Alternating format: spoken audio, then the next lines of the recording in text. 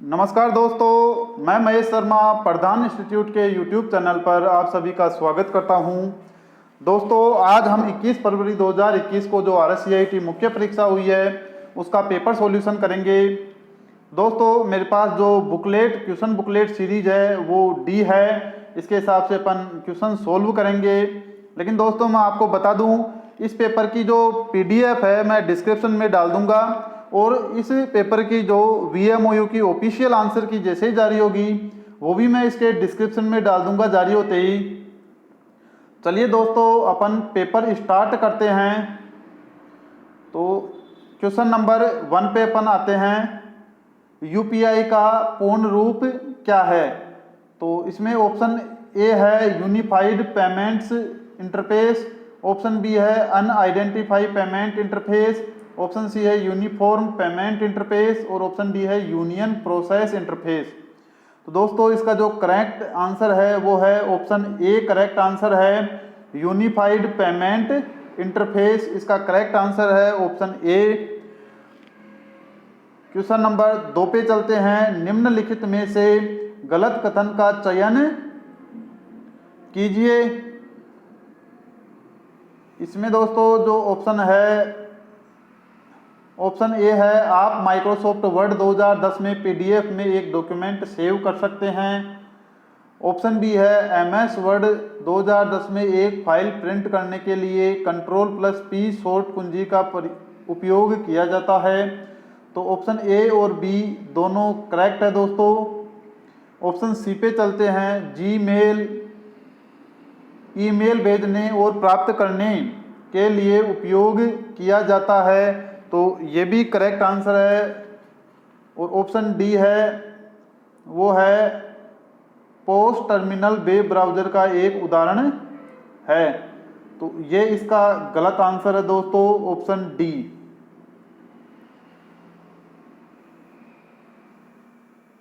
निम्नलिखित में से गलत कथन का चयन कीजिए।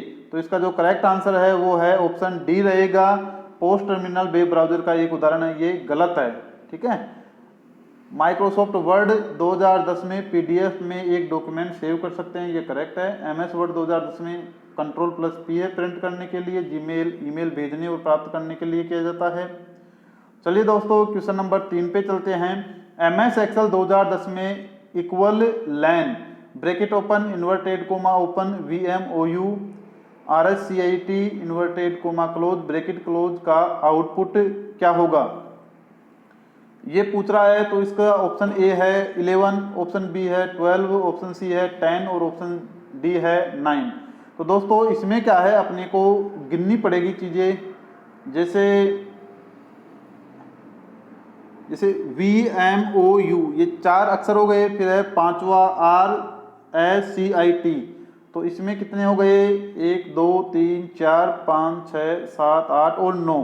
तो इसका जो करेक्ट आंसर है दोस्तों वो है option number D 9 correct answer है। क्वेश्चन नंबर 4 पे चलते हैं। राजस्थान के लिए SaaS software as a service PaaS platform as a service के आधार पर end to end cloud enable है। तो क्वेश्चन नंबर 4 का जो करेक्ट आंसर है वो है दोस्तों राजमेघ, इसका करेक्ट आंसर है राजमेघ। क्वेश्चन नंबर 5 पे चलते हैं। MS वर्ड 2010 में बुकलेट और नंबरिंग टेब होता है। तो दोस्तों, बुकलेट और नंबरिंग टेब होम में होता है, होम टेब में ये दोनों चीज़ें होती है। क्वेश्चन नंबर 5 का जो करेक्ट आंसर है वो है सी ऑप्शन है, होम टेब में बुकलेट और नंबरिंग होते हैं। क्वेश्चन नंबर 6 पे चलते हैं। विंडोज 10 में रिस्टोर पॉइंट का उपयोग क्या है? दस्तावेज की हार्ड कॉपी प्राप्त करने के लिए, तो ये तो नहीं है। कंप्यूटर में खराबी की स्थिति में कंप्यूटर को पुनः प्राप्त करने के लिए। ऑप्शन सी है दस्तावेजों और फाइलों को हार्ड ड्राइव में संग्रहित करने के लिए। तो रिस्टोर पॉइंट है वो दस्तावेजों और फाइलों को हार्ड ड्राइव में संग्रहित करने के लिए यूज होता है। ऑप्शन सी इसका करेक्ट आंसर है। To store the document and files in a hard drive. Question number 6 का ऑप्शन सी करेक्ट है। क्वेश्चन नंबर 7 पे चलते हैं। आप कंप्यूटर सिस्टम को गति, भंडारण और प्रदर्शन के अनुसार कैसे वर्गीकृत कर सकते हैं? निम्नलिखित में से सही विकल्प का चयन कीजिए।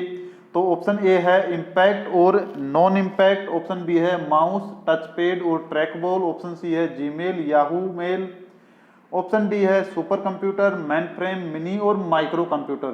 तो दोस्तों गति, भंडारण और प्रदर्शन के अनुसार ऑप्शन डी करेक्ट आंसर है। Supercomputer, mainframe computer, minicomputer और माइक्रो कंप्यूटर को गति, भंडारण के हिसाब से वर्गीकृत किया जा सकता है। अतः क्वेश्चन नंबर 7 का जो करेक्ट आंसर है वो है डी ऑप्शन। क्वेश्चन नंबर 8 पे चलते हैं दोस्तों। निम्नलिखित का मिलान कीजिए। निम्नलिखित का मिलान कीजिए। इसमें क्या है? नंबर 1 पे है एंड्रॉयड। तो एंड्रॉयड है वो है mobile operating system, mobile OS. Chrome क्या है? एक ब्राउजर है। और फेसबुक क्या है? सोशल नेटवर्किंग वेबसाइट है। तो उसमें नंबर 1 में तो आएगा सेकंड।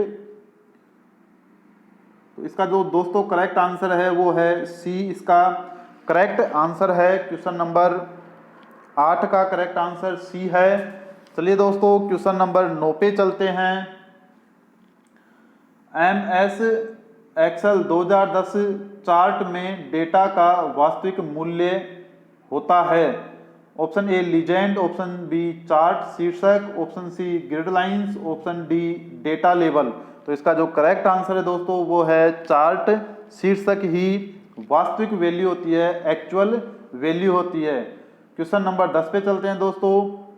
आपको यह चुनने में सक्षम बनाता है कि किसी दस्तावेज में पैराग्राफ को बाएं या दाएं मार्जिन से कितनी दूर ले जाना है।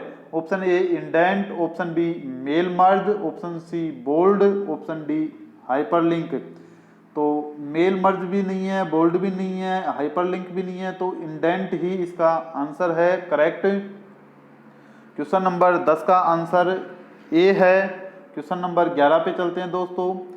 रिक्त स्थान और रिक्त स्थान क्रमशः सुपरस्क्रिप्ट और सबस्क्रिप्ट के उदाहरण है। तो दोस्तों जो सुपरस्क्रिप्ट और सबस्क्रिप्ट का उदाहरण है वो है ऑप्शन बी। इसमें ये तो सुपरस्क्रिप्ट का उदाहरण है और ये सेकंड वाला ये सबस्क्रिप्ट का उदाहरण है दोस्तों। चलिए क्वेश्चन नंबर 12 पे चलते हैं। वक्तव्य फर्स्ट और वक्तव्य सेकंड इसमें दिया हुआ है। सेकेंडरी मेमोरी एक वोलेटाइल मेमोरी है। तो दोस्तों जो सेकेंडरी मेमोरी होती है वो वोलेटाइल मेमोरी नहीं है, ये तो गलत हो गया। पहला वक्तव्य तो गलत है। वक्तव्य 2 पे चलते हैं। रोम एक नॉन वोलेटाइल मेमोरी है। तो ये वक्तव्य तो बिल्कुल करेक्ट है दोस्तों। रोम एक नॉन वोलेटाइल मेमोरी है। दोस्तों जो मेमोरी होती है वो 2 प्रकार की होती है, इंटरनल और एक्सटर्नल, प्राइमरी और सेकेंडरी मेमोरी। जो प्राइमरी मेमोरी होती है वो भी 2 प्रकार की होती है, वोलेटाइल और नॉन वोलेटाइल। वोलेटाइल मेमोरी में तो रैम आता है दोस्तों, रैंडम एक्सेस मेमोरी, और नॉन वोलेटाइल में रोम आता है, रीड ओनली मेमोरी। तो इसमें वक्तव्य फर्स्ट तो गलत है और वक्तव्य सेकंड सही है।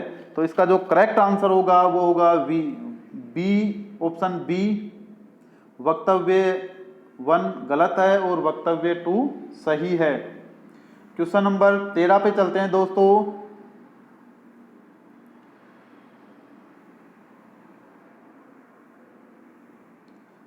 विंडोज 10 रिक्त स्थान विंडोज 10 यूजर इंटरफेस के नीचे के भाग में मौजूद होती है और आमतौर पर इसमें स्टार्ट मेन्यू होता है। तो इसका जो करेक्ट आंसर है वो है task bar. Start menu task bar में ही होता है और नीचे के भाग में ये स्थित होती है। क्वेश्चन नंबर 14 पे चलते हैं। मोडेम के लिए संक्षिप्त नाम है। मोडेम रिक्त स्थान के लिए संक्षिप्त नाम है। तो मोडेम मॉड्यूलेटर और डीमॉड्यूलेटर का संक्षिप्त नाम है। ऑप्शन डी इसका करेक्ट आंसर है मोडेम। मॉड्यूलेटर और डीमॉड्यूलेटर का संक्षिप्त नाम है। क्वेश्चन नंबर 14 में डी ऑप्शन करेक्ट आंसर है। क्वेश्चन नंबर 15 पे चलते हैं दोस्तों। निम्नलिखित सेवाओं में से कौन सी ई मित्रा वेब पोर्टल का उपयोग करके लाभ नहीं उठा सकती? दोस्तों इसमें देखो लाभ नहीं उठा सकती, तो इसमें क्या है, बिजली का बिल भुगतान करना, पानी का बिल भुगतान करना, बोनाफाइड या अधिवास प्रमाण पत्र आवेदन करना, या मोबाइल के बीच फाइलें साझा करना। तो इसका जो करेक्ट आंसर है वो ऑप्शन डी है। ई मित्रा में मोबाइलों के बीच फाइलें साझा नहीं की जा सकती। बिजली के बिल का भुगतान ई मित्र से किया जा सकता है, पानी के बिल का भुगतान किया जा सकता है, और बोनाफाइड मूल निवास प्रमाण पत्र भी इसमें बनाया जा सकता है, लेकिन ये नहीं बनाया जा सकता। तो इसमें यही पूछ रहा है क्या नहीं हो सकता, तो ऑप्शन डी इसका करेक्ट आंसर है 15 का। क्वेश्चन नंबर 16 पे चलते हैं दोस्तों। रिक्त स्थान का उपयोग दो या अधिक मोबाइल उपकरणों के बीच फाइलों को स्थानांतरित करने के लिए किया जाता है। तो ऑप्शन एक है ब्लूटूथ, इससे किया जा सकता है फाइलों का स्थानांतरण। दूसरा है गूगल मैप से नहीं किया जा सकता, राजस्थान संपर्क से भी नहीं किया जा सकता, और गूगल ग्लास से भी नहीं किया जा सकता। इसका आंसर है ऑप्शन ए करेक्ट आंसर है। इससे उपकरणों के बीच, मोबाइल उपकरणों के बीच फाइलों का स्थानांतरण किया जा सकता है। तो दोस्तों क्वेश्चन नंबर 16 में ऑप्शन ए करेक्ट आंसर है। क्वेश्चन नंबर 17 पे चलते हैं। कॉम्बिनेशन कुंजी है। ऑप्शन ए एंटर डिलीट बैक स्पेस, ये नहीं है। ऑप्शन बी है ऑल्ट कंट्रोल शिफ्ट, ये भी गलत आंसर है। ऑल्ट कंट्रोल शिफ्ट यही इसका करेक्ट आंसर है दोस्तों। कॉम्बिनेशन कुंजी को ऑल्ट कंट्रोल और शिफ्ट, ये करेक्ट आंसर है क्वेश्चन नंबर 17 का, बी ऑप्शन करेक्ट है। क्वेश्चन नंबर 18 पे चलते हैं दोस्तों। MS वर्ड 2010 में जूम स्लाइडर का क्या उपयोग है? तो जूम स्लाइडर का जो उपयोग है वो है व्यूइंग क्षेत्र को बड़ा या घटाकर देखने के लिए, यही इसका करेक्ट आंसर है दोस्तों। क्वेश्चन नंबर 18 का ए ऑप्शन करेक्ट है। क्वेश्चन नंबर 19 पे चलते हैं। MS एक्सेल 2010 में फ्रीज पैन कमांड का उपयोग किया जाता है। उपयोग क्या है? ऑप्शन ए किसी वर्कशीट में एक क्षेत्र में फॉर्मेटिंग की कॉपी करने के लिए और इसे दूसरे क्षेत्र में लागू करने के लिए, ये नहीं है। ऑप्शन बी है रो और कॉलम शीर्षक को स्थिर रखने के लिए ताकि वे वर्कशीट को स्क्रॉल करते समय स्क्रॉल न करें। तो क्वेश्चन नंबर 19 का बी आंसर बिल्कुल करेक्ट है। क्वेश्चन नंबर 20 पे चलते हैं। मान लीजिए कि MS एक्सेल में सेल B1, B2 और B3 में कुछ संख्यात्मक मान है। इन सेलों में मौजूद मानों को न्यूनतम ज्ञात करने का सही फॉर्मूला है। मिनिमम ज्ञात करने का जो सही फॉर्मूला है ये पूछ रहे हैं। तो इसमें ऑप्शन ए है minimum MIN equal MIN bracket open B1, MIN bracket open B2, B3 bracket close. तो ऑप्शन ए ही इसका क्या है, करेक्ट आंसर है। क्वेश्चन नंबर 20 में करेक्ट आंसर ऑप्शन ए है। क्वेश्चन नंबर 21 पे चलते हैं। स्क्रीन लॉक रिक्त स्थान, स्क्रीन लॉक विकल्प नो डॉट्स की एक श्रृंखला के साथ एक विशिष्ट स्वाइप पैटर्न का उपयोग करके एंड्रॉयड डिवाइस को अनलॉक करता है। तो इसका जो करेक्ट आंसर है वो है pattern, option B correct answer है। देखिए दोस्तों कितने इजी क्वेश्चन आते हैं। क्वेश्चन नंबर 22 है। SSO सिंगल साइन ऑन का उद्देश्य क्या है? ऑप्शन ए हेल्प डेस्क की लागत कम करना, ऑप्शन बी ग्राहक संतुष्टि को बढ़ाना, ऑप्शन सी उत्पादकता को बढ़ाना, ऑप्शन डी ये सभी। तो क्वेश्चन नंबर 22 का करेक्ट आंसर डी है, उपयुक्त सभी, all of these. Question number 23 पे चलते हैं। MS पावरपॉइंट 2010 स्लाइड में रिक्त स्थान को नहीं डाला जा सकता। ऑप्शन ए गणितीय समीकरण को डाला जा सकता है, वीडियो फाइल को भी डाला जा सकता है, ऑडियो फाइल को भी डाला जा सकता है। तो किसको नहीं डाला जा सकता? मोडेम को नहीं डाला जा सकता दोस्तों। MS पावर पॉइंट 2010 में स्लाइड में मोडेम को नहीं डाला जा सकता। Question number 23 correct answer D है। चलिए दोस्तों क्वेश्चन नंबर 24 पे चलते हैं। क्वेश्चन नंबर 24, रिक्त स्थान में आमतौर पर ईमेल द्वारा उपयोगकर्ताओं को एक लिंक पर क्लिक करने और उनके व्यक्तिगत डेटा दर्ज करने के लिए कहा जाता है। Option A DoS attack, option B phishing attack. Phishing attack में ऐसा किया जाता है दोस्तों, ईमेल द्वारा उपयोगकर्ताओं को एक लिंक भेजा जाता है और उस पर व्यक्तिगत डेटा मांगा जाता है, उसे फिशिंग अटैक कहते हैं। क्वेश्चन नंबर 24 का बी ऑप्शन करेक्ट है। क्वेश्चन नंबर 25 पे चलते हैं। इंडियन IT एक्ट 2000 में कानूनों को किस क्षेत्र के लिए तैयार किया गया है? दोस्तों जो IT एक्ट होता है वो है information technology act. IT act के इसके लिए ऑप्शन सी करेक्ट आंसर है। क्वेश्चन नंबर 25 में सी करेक्ट आंसर है। क्वेश्चन नंबर 26 पे चलते हैं दोस्तों। रिक्त स्थान एप्लीकेशन सॉफ्टवेयर का उदाहरण नहीं है। जो एप्लीकेशन सॉफ्टवेयर का उदाहरण नहीं है वो कौन सा है? ऑप्शन ए VLC मीडिया प्लेयर, ये एप्लीकेशन सॉफ्टवेयर होता है। गूगल क्रोम भी एक एप्लीकेशन सॉफ्टवेयर होता है। MS वर्ड भी एप्लीकेशन सॉफ्टवेयर है। फ्लैश मेमोरी जो है ये एक एप्लीकेशन सॉफ्टवेयर नहीं है।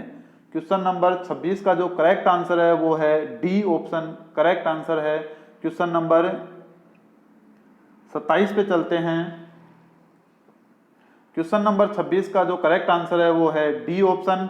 क्वेश्चन नंबर 27 पे चलते हैं। CD या DVD पर डाटा जैसे संगीत, फोटो, दस्तावेज आदि लिखने की प्रक्रिया को आमतौर पर कहा जाता है। Option A firing, option B burning, option C smoking, option D watering. तो इसको दोस्तों जो बर्निंग कहा जाता है, ऑप्शन बी करेक्ट आंसर है। CD या DVD पर डेटा लिखने को बर्निंग कहते हैं। क्वेश्चन नंबर 27 का करेक्ट आंसर बी ऑप्शन है। क्वेश्चन नंबर 28 पे चलते हैं। SMTP का पूर्ण रूप क्या है? तो SMTP का पूर्ण रूप दोस्तों सिंपल मेल ट्रांसफर प्रोटोकॉल, यही इसका करेक्ट आंसर है। Option A simple mail transfer protocol SMTP का पूर्ण रूप है। 28 में ए ऑप्शन करेक्ट है। क्वेश्चन नंबर 29 पे चलते हैं। दस्तावेज मुद्रित होने से पहले यह देखने के लिए कि दस्तावेज कैसा दिखाई देता है किस कमांड का उपयोग होता है? तो मतलब प्रीव्यू देखना है।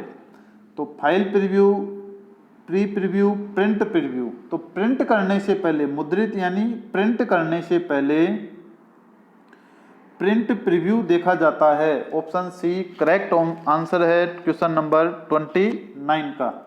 क्वेश्चन नंबर 30 पे चलते हैं दोस्तों। रिक्त स्थान मूल और असंबद्ध प्रलेखन के प्रमाण प्रदान करने के लिए एन्क्रिप्शन तकनीकों का उपयोग करता है। तो उसका जो करेक्ट आंसर है दोस्तों 30 में ये है digital signature. Option A correct answer है। क्वेश्चन नंबर 31 पे चलते हैं। MS वर्ड 2010 में रिक्त स्थान एक स्थान या पाठ का चयन करता है जिसे आप नाम और भविष्य के संदर्भ में पहचानते हैं। तो इसका जो 31 का करेक्ट आंसर है वो है बुकमार्क। बुकमार्क स्थान या पाठ का चयन करता है जिसे आप नाम और भविष्य के संदर्भ के लिए पहचानते हैं। क्वेश्चन नंबर 31 में ऑप्शन ए करेक्ट आंसर है। क्वेश्चन नंबर 32 पे चलते हैं दोस्तों। निम्न में से कौन आयकर सेवाओं के अंतर्गत आता है? ऑप्शन ए पैन कार्ड आवेदन और अपडेशन। तो आयकर सेवाओं के लिए पैन कार्ड ही आता है दोस्तों। बहुत इजी क्वेश्चन आते हैं RSCIT में। क्वेश्चन नंबर 33 पे चलते हैं।